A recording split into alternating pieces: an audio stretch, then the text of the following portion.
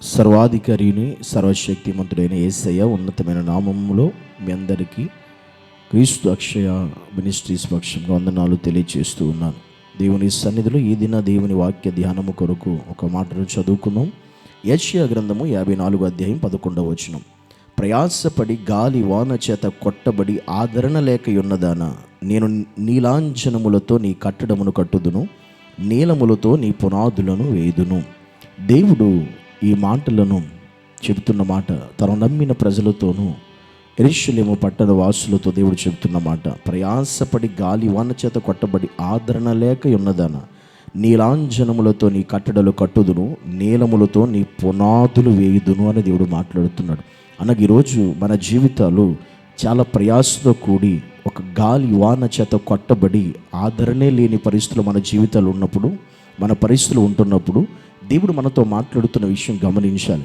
నీ జీవితము కూడా, నీ పరిస్థితులు కూడా, నువ్వెంతో కష్టపడుతున్నావు, ప్రయాసపడుతున్నావు, అయినా ఒక గాలి వాన చేత కొట్టబడినట్టుగా ఒక ఆదరణే లేని పరిస్థితిలో మన జీవితాలు ఉంటున్నాయేమో, నడిపించబడుతున్నాయేమో. అలాగే నీ జీవితం కనుక ఈరోజు ఉంటే, నీ పరిస్థితులు ఈరోజు ఉంటే, నీ కుటుంబ స్థితిగతులు ఉంటే, దేవుడు చెబుతున్న మాట ఏంటి తెలుసు? నీలాంజనములతో నేను నిన్ను కట్టుదును అని దేవుడు మాట్లాడుతున్నాడు. నీలాంజనములతో నిన్ను నీ కట్టడని నేను కట్టుదును, నీలములతో నీ పునాదులు వేయుదును అని దేవుడు మాట్లాడుతున్నాడు. అంటే నీలాంజనములతో దేవుడు గనక మన కట్టడలను కడితే, నీలములతో ఆయన గనక మన పునాది వేస్తే, అవి ఎప్పటికీ గాలి వాన వచ్చినా కొట్టినా మనము అవి పడిపోకుండా నిలబడి స్థిరంగా ఉండే స్థితిని దేవుడు మనకి ఇస్తాడు. అందుకు ఒకవేళ ఈరోజు మన జీవితంలో అటు ఇటు తూలుతూ ఉండే పరిస్థితులు, అటు ఇటు కొట్టిమిట్టాడుతుండే పరిస్థితులు, ఒక ఆదరణ కానీ ఒక ధైర్యము కానీ మనకి లేకుండా నిరుత్సాహమే మన జీవితాల్లో ఉన్న పరిస్థితులు ఈరోజు ఎవరైతే ఉన్నారో, దేవుడు నీతో, నీ కుటుంబంతో మాట్లాడుతున్న నీలాంజనములతో దేవుడు నీ కట్టడను కడతాడు, నీలములతో నీకు ఆయన పునాది వేస్తాడు. కనుక అలాంటి దేవుని ఈరోజు మనం కలిగి ఉన్నాం, నమ్ముకున్నాం. కనుక ఒకవేళ మన పరిస్థితులు కూడా అలాగా అటు ఇటు కొట్టుమిట్టాడుతున్నాయేమో, ఒక బలమైనటువంటి పునాది మనకి లేక, బలమైనటువంటి తండ్రి స్థితి మన జీవితంలో లేక, మనం ఎప్పుడు ఏమవుతుందో, ఎప్పుడు ఏం జరిగిద్దో తెలియని పరిస్థితిలో మనం అటు ఇటు కొట్టుడుతున్నప్పుడు దేవుడు మనల్ని తన నీలాంజనములతో మన కట్టడలను కట్టి, నీలములతో మన పునాదులు వేసి మనల్ని స్థిరపరిచే దేవుడు ఈరోజు మనతో మాట్లాడుతున్నాడు. ఈ మాట వింటున్న నీ జీవితంలో నువ్వు కూడా ఒకవేళ ఈ పరిస్థితిలో ఉంటే, నీ కోసమే దేవుడు ఈ మాట చెబుతున్నాడు.